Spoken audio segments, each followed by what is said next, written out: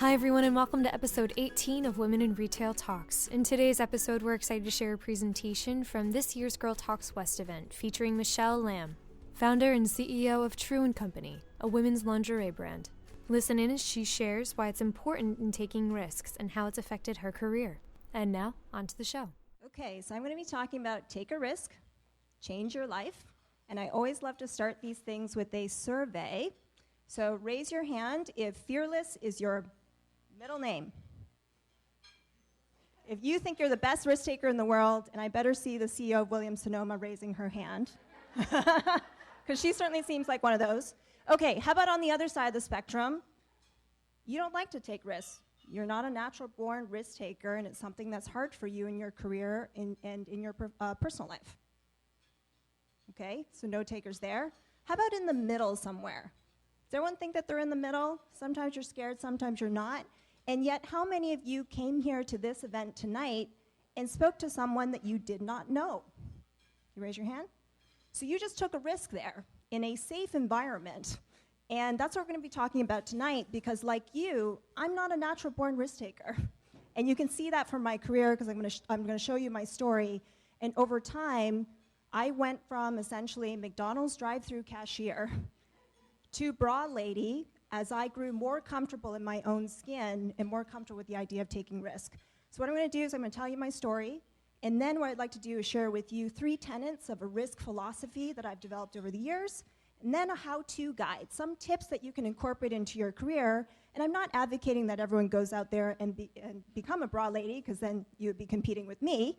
But I would hope that you take some of these lessons for your everyday job, because as you probably know, whatever profession you're in the competitive retail space, you got to take risks to survive, to make it to the top, to succeed, to beat that mediocre middle-aged white man who doesn't deserve to be there.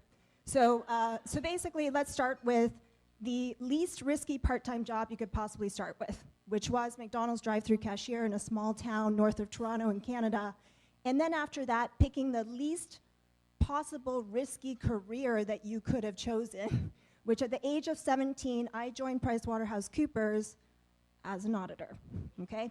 And my dream in life was to get married to a guy with a great business, hopefully a dentist, and keep accounting books for that dentist. And every girl in my family had the same plan, because that's how big of a risk taker we were. And one day at PwC, I was sitting in a conference room, because that's where they put all the auditors, okay? And I was sitting in there talking to my coworker about how bored I was of doing my 13th mutual fund audit in the space of 3 years. And she said to me, she gave me this golden opportunity, and she said to me, "You really should talk to my husband sometime about what he does." And in that one pivotal moment, I said, let's pick up the phone and let's call him right now from this conference room phone, okay? Because this was circa late 1990s. That was like a cell phone was like a big thing. And before I knew it, I was at BCG in the innovation group working for a guy named George Stock. And this guy basically invented something known as time-based competition. And on my birthday, he gave me books about military strategy and history. And he said, we're going to make you a risk taker. And after that, saying yes to opportunities got so much easier. So I moved from Toronto to Seattle in 5 days to join Microsoft Corporate Strategy. I moved from Seattle to Boston without knowing a single person to join 2 successive private equity firms, the most recent of which was Bain Capital Ventures. When they said, Michelle, do you want to quarterback the LinkedIn deal, even though you have no idea what it is, and you have no background in it, I said, yeah, I'm going to do it.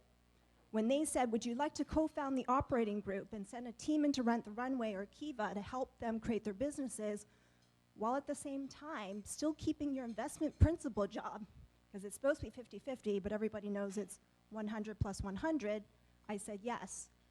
And I was in this business without knowing it of taking one small incremental risk and then bigger risks over time in my career.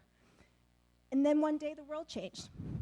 So like many of you, I went into a fitting room looking for the ultimate strapless bra. Okay, everybody knows the story.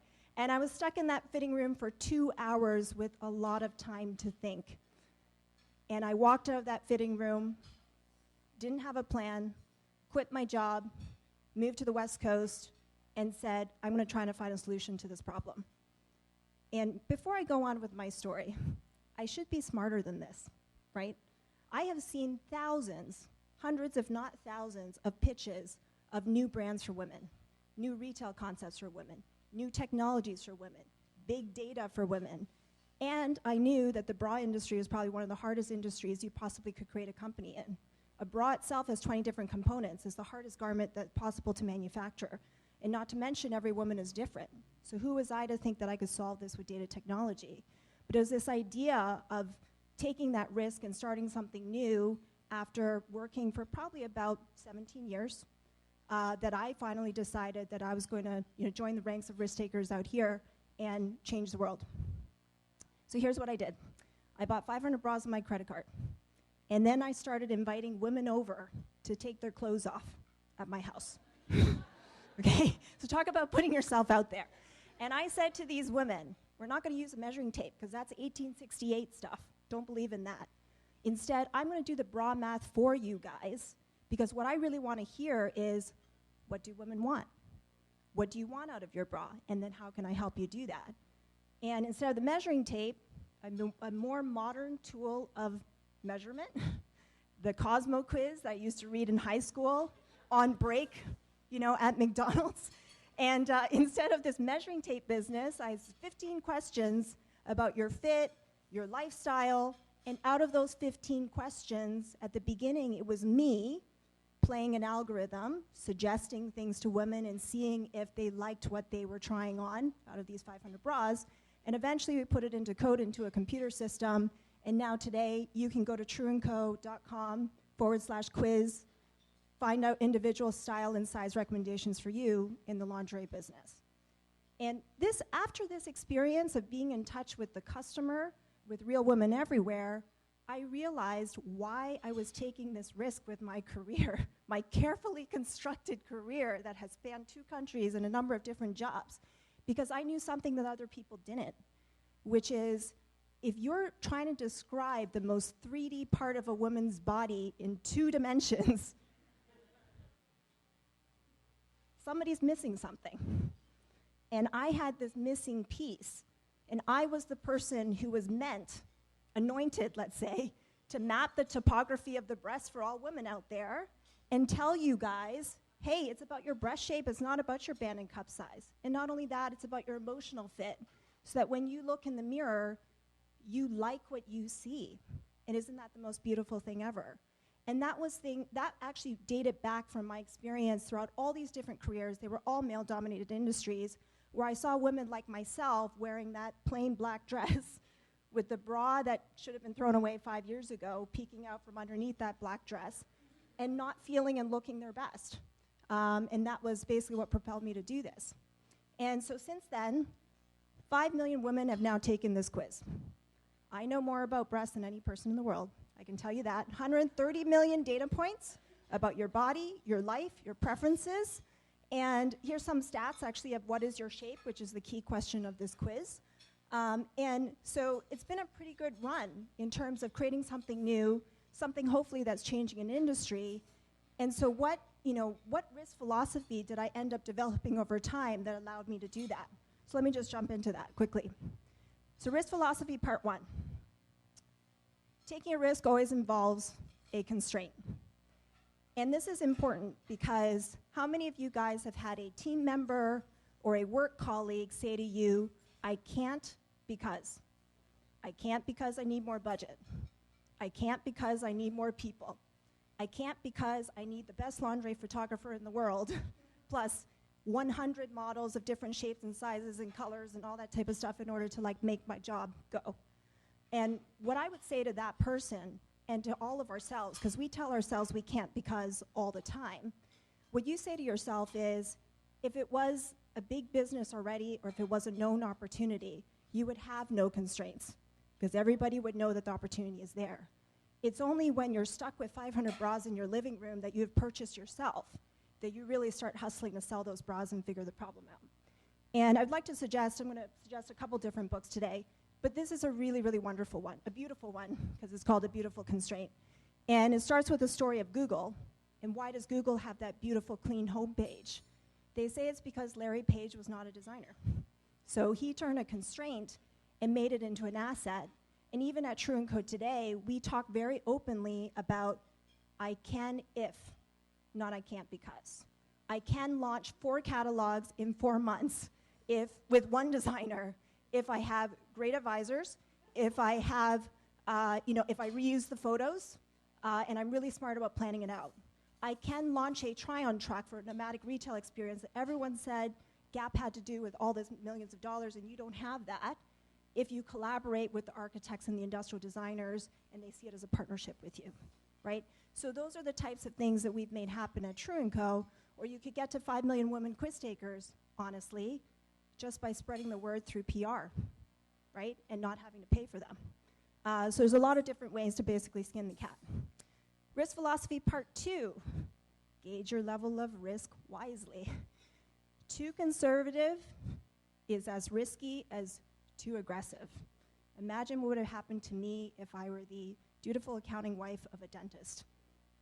I don't think that I would be lasting in that as long. And also, we learned this lesson time and time and time again at True & Co., okay? We did not have the confidence when we launched that we were going to make our numbers. So we didn't buy enough inventory. We had to shut down for pre-orders 2 weeks after we launched.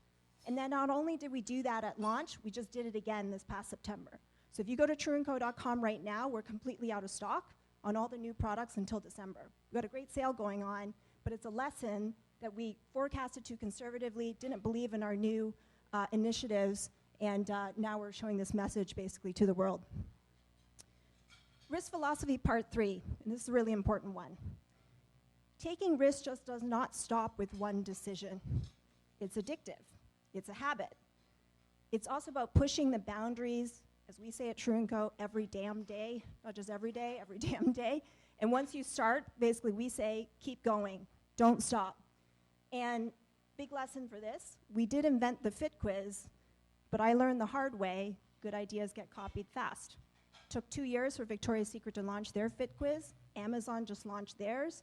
Third Love, a competitor, also launched one. And all of a sudden, I was left with, wait, this was the reason why I started the company.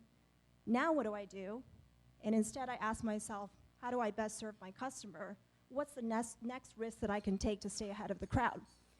And this is exactly what we did. We took those 130 million data points and we said, people may have this marketing quiz because that's what they think it is. We're actually using it to create real physical product that hopefully feels like it's made for you. And we're early in that journey. We only have 5 million women as opposed to 150 million women of data.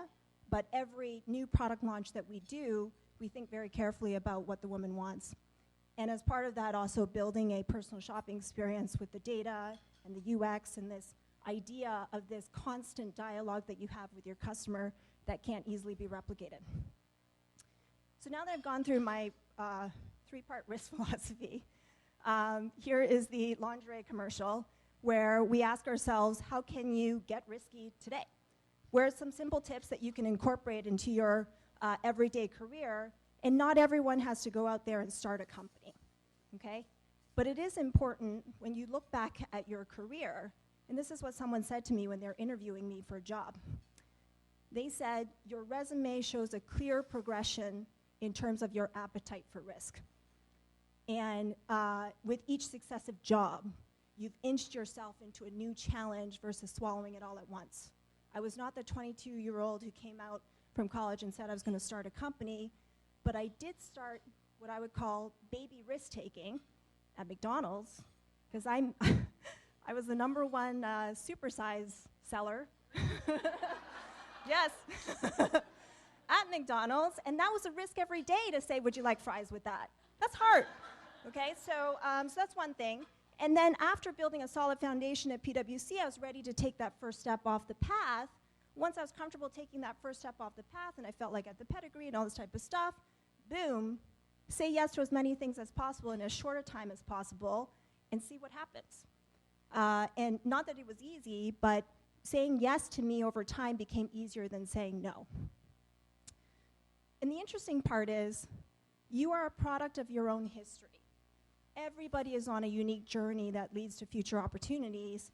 And in my case, circa 2001, when I was working for this guy named George, I asked myself, why am I spending so much time researching for a book about bras? Because there was a book called Trading Up that chronicled the story of Victoria's Secret, and guess what happened to me? Guess what happened to me when I went into that fitting room? I went out, took this book, read it again, and said, great. I think I've got a new career here.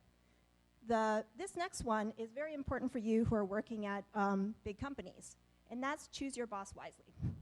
And I wrote a Fast Company article about this that you can look up. So 3 traits of an amazing boss, right?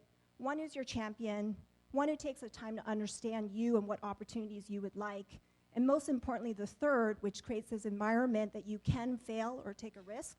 They'll forgive your missteps because they believe in the person, you, not just a series of actions and what you can do for them. So that one's pretty important. And then find your inspiration. So mine, because I'm a nerd, was Microsoft's book, and that caused me to join Microsoft, actually. And it was about being version 1.0, doing something fresh and new that no one had ever done before. And that was a philosophy that developed over time and clearly led to the creation of True & Co. And then, of course, Laura already talked about this, but once you find your inspiration, you believe in that version 1.0, believe it's possible. Some people ask me, what about failure, right? Big, scary failure, the what if you take a risk and you really don't do that well? And I would actually look at all the entrepreneurs who started failing with their lemonade stand when they were 10 years old. I know an entrepreneur who has done 7 failed companies since he was 7 before he finally hit it big. And this image is so important because success and failure are exactly the same journey, right? It's about how you perceive it. And every failure, every misstep, quote unquote, that you make teaches you how to take that next step and hopefully achieve what you think of as success the next time. So for me, what keeps me powered along this journey of success, failure, success, failure, success, failure is this mission that I have, right? It's this mission of women designing for women, women being able to show their bodies to the world and not be considered sexual, but instead be considered beautiful and unique in who they are. And I ask myself to keep myself going every day, what if every woman in the world took this quiz? I would know about 7 billion breasts. And think of what I could do for women everywhere if I knew that information. And so going back to this strapless bra thing, just a quick story before I finish.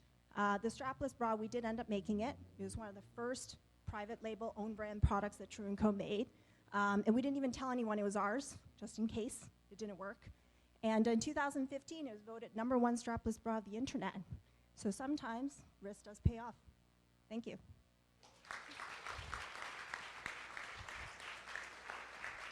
Thanks for listening. For more information on all things Women in Retail Leadership Circle, be sure to check out our Instagram, Pinterest, and Twitter pages at WIRL Leadership.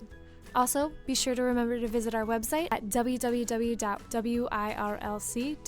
Until next time, this has been Women in Retail Talks.